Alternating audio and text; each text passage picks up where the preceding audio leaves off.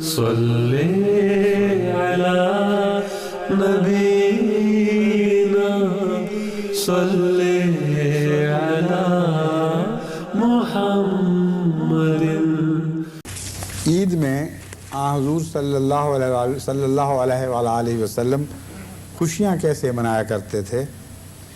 صحیح مسلم کتاب صلاۃ العیدین اور صحیح بخاری کتاب العیدین میں یہ روایت درج ہے۔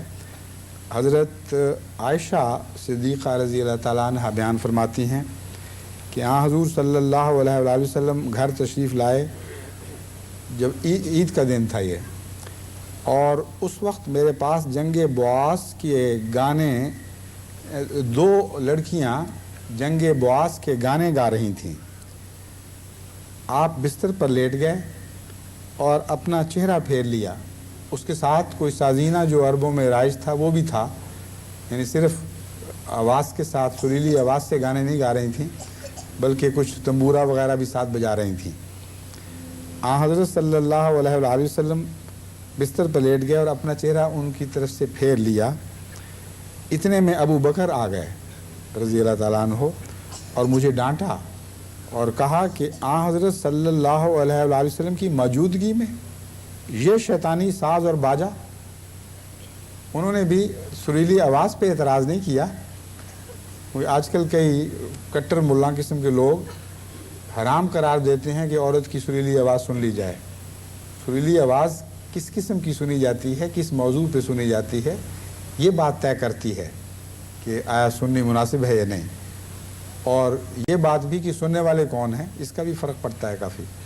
لیکن بہرحال حضرت صلی اللہ علیہ وآلہ وسلم کی موجودگی میں یہ شیطانی ساز اور باجا، اس پر حضرت صلی اللہ علیہ وآلہ وسلم نے ان کی طرف متوجہ ہو کر فرمایا انہیں گانے دو۔ جب آپ کی توجہ ہٹی تو میں نے آنکھ کے اشارے سے ان دونوں کو نکل جانے کا ایما دیا۔ یہ عید کا دن تھا۔ اس دن حبشی نیزوں اور ڈھالوں سے کھیل رہے تھے۔ میں نے رسول اللہ سے کہا یا پھر خود آپ ہی نے فرمایا، یعنی راوی کو یاد نہیں رہا کہ حضرت عائشہ نے کیا کہا تھا، کہ رسول اللہ صلی اللہ علیہ وسلم نے فرمایا یا خود میں نے یہ عرض کیا، یعنی انہوں کہتے ہیں یا میں نے کہا یا رسول اللہ صلی اللہ علیہ وسلم نے خود فرمایا کیا تماشا دیکھنے کا ارادہ ہے؟ میں نے کہا جی۔ تو آپ نے مجھے اپنے پیچھے کھڑا کر لیا، میرا رخسار آپ کے دوش پر تھا۔ آپ نے فرمایا اے بنو ارفدہ تماشا دکھاؤ، یہاں تک کہ جب میرا دل بھر گیا تو آپ نے فرمایا بس؟ میں نے کہا جی۔ تو فرمایا پھر چلی جاؤ۔ یہ پاکیزہ خوشیوں کا طریق تھا جو عید کے دن حضرت صلی اللہ علیہ وآلہ وسلم نے منائی، اور اپنے اہل عیال کو اپنے ازواج مبارکہ کو بھی جو وہاں موجود تھیں اس میں شامل کیا۔ پھر اسی روایت کے متعلق حضرت عائشہ صحیح بخاری میں بھی ایک اور روایت ہے، وہ یہ وضاحت کرتی ہے کہ یہ لڑکیاں پیشہ ور گانے والیاں نہیں تھیں، اور لیکن بہت اچھی آواز والی تھیں، اور یہی روایت بتاتی ہے کہ حضرت ابو بکر نے حضرت رسول اللہ صلی اللہ علیہ وسلم کے سامنے یہ کہا شیطانی ساز اور باجا، اور رسول اللہ صلی اللہ علیہ وسلم کی موجودگی میں۔ کہتے ہیں یہ واقعہ عید کا دن تھا۔ اس پر اس روایت میں جو فرق ہے وہ یہ ہے کہ وہ کہتی ہیں حضور صلی اللہ علیہ وآلہ وسلم نے ابو بکر کو سمجھانے کے لیے یہ بھی فرمایا کہ ہر قوم کی ایک عید ہوتی ہے اور آج یہ ہماری عید ہے، تو خوشیوں کے موقع پر اس طرح بچیوں کا گانا بجانا یہ کوئی منع نہیں ہے۔ بعض لوگ شادی کے موقع پر بھی گانے بجانے پر اعتراض کرتے ہیں اور ضرورت سے زیادہ سختی دکھاتے ہیں۔ فحشا نہیں ہونے چاہیے گانوں میں، نیک پاکیزہ کلام اچھی آواز سے اگر سنایا جائے اور گھر والے دوسرے بھی سنیں تو اس میں کوئی مذائقہ نہیں ہے۔ لیکن جب بھی ایک چیز کو توازن سے آگے بڑھا دیا جائے، غیر متوازن کر دیا جائے، تو اچھی چیز بھی بری بن جایا کرتی ہے۔ اس لیے ان باتوں میں توازن پیش نظر رکھنا چاہیے۔ عید کے متعلق روایت آتی ہے کہ حضرت صلی اللہ علیہ وآلہ وسلم جب مدینہ تشریف لائے تو وہاں 2 دن ایسے منائے جاتے تھے جن میں ساری قوم خوش ہوتی تھی اور کھیلتی کودتی تھی اور اپنی محافل میں اپنے بڑوں کا ذکر کیا کرتی تھی۔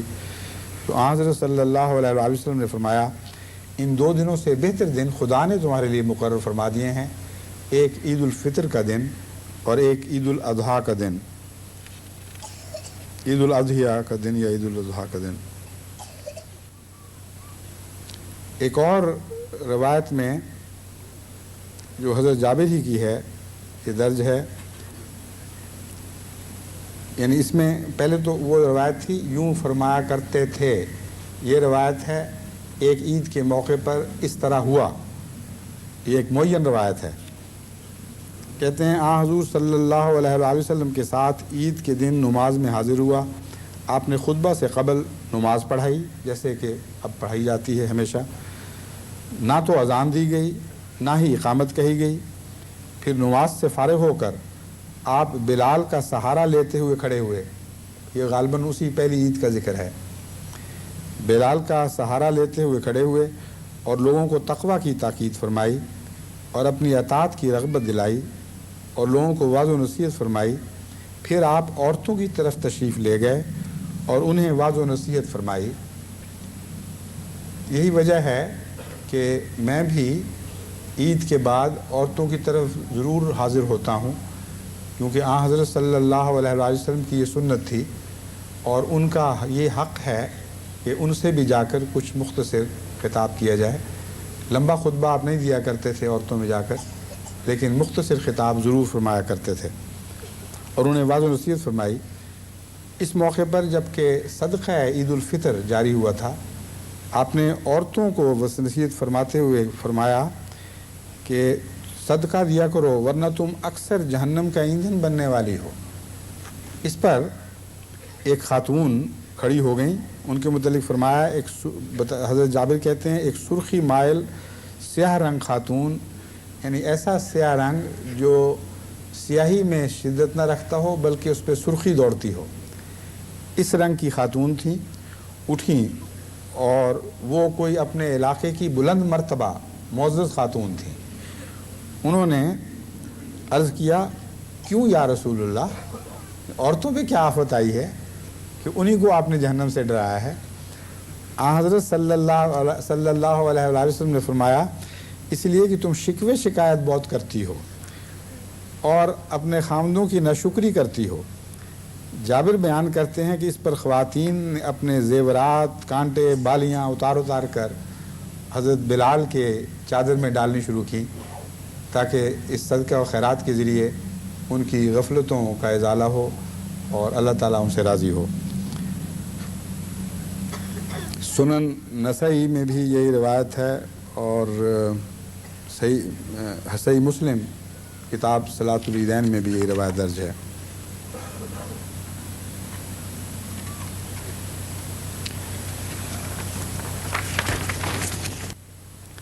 بس حضرت صلی اللہ علیہ وآلہ وسلم نے اس دن کو جو رمضان کی قربانیوں کے بعد توبہ کی قبولیت کا دن ہے، ایک خوشخبری ہے خدا کی طرف سے کہ تمہاری عبادتیں قبول ہوئیں، تمہاری قربانیاں قبول ہوئیں، اللہ پاک نے تمہیں ایک نئی پاکیزہ زندگی عطا فرمائی ہے۔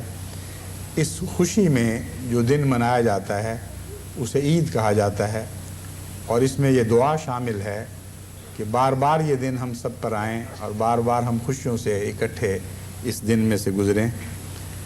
حضرت صلی اللہ علیہ وآلہ وسلم اس دن خصوصیت کے ساتھ تکبیر و تحمید فرمایا کرتے تھے، کیونکہ عید کے مفہوم میں ایک یہ بھی مضمون شامل ہے کہ اپنے پیاروں کا ذکر مجالس میں کیا جائے اور ایسی خوشیوں کی مجالس منعقد کی جائیں جن میں اپنے بزرگوں اور پیاروں کے کارناموں کا ذکر بڑے شان کے ساتھ دہرایا جائے تاکہ لوگ ان کی باتوں کو یاد رکھیں اور زندہ رکھیں۔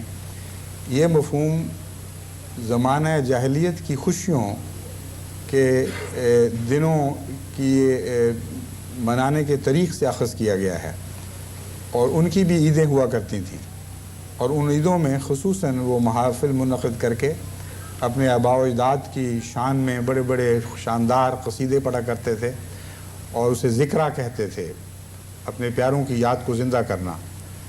بس حضرت اقدس محمد مصطفیٰ صلی اللہ علیہ وآلہ وسلم اس دن حضرت جل شانہ اللہ تعالیٰ کا ذکر بڑے خاص انداز اور پیار اور جلال اور جمال کے ساتھ کیا کرتے تھے۔ بس ان معنوں میں آپ کی عید میں سب سے اول بات اللہ کا ذکر بلند کرنا تھا۔ عید کب شروع ہوئی اس کے متعلق جہاں تک میں نے تحقیق کی ہے یہ بات ثابت ہوئی ہے، اور اس کے خلاف اور کوئی بات کسی کتاب میں درج نہیں، کہ 2 ہجری میں جب پہلا رمضان فرض ہوا اور اسی رمضان میں جنگ بدر لڑی گئی ہے، اس کے بعد چند دن کے بعد پھر عید آئی ہے، اور مسلمانوں نے پہلی عید جنگ کے بعد، جنگ کے ابھی زخم پوری طرح مندمل بھی نہیں ہوئے تھے تو اس وقت منائی ہے۔ اور حضرت صلی اللہ علیہ وآلہ وسلم کے متعلق بھی آتا ہے کہ آپ کے اوپر تھکاوٹ کے کچھ آثار تھے، کیونکہ آپ نے حضرت بلال کا سہارا لیا اور بلال کے سہارے سے کھڑے ہو کر خطبہ بھی دیا۔ اور یہ وہی عید ہے جس سے چند دن پہلے آپ نے فطرانہ کے صدقے کا اعلان فرمایا اور اس کی فرضیت کا اعلان فرمایا۔ آپ نے فرمایا کہ فطرانہ عید فرض کیا گیا ہے، اور اس پر تمام صحابہ سے یعنی مسلمانوں سے اس وقت یہ فطرانہ اکٹھا کیا گیا، جو عید سے پہلے اکٹھا ہوا اور عید کے روز اور بعد میں غرباء میں تقسیم ہوا۔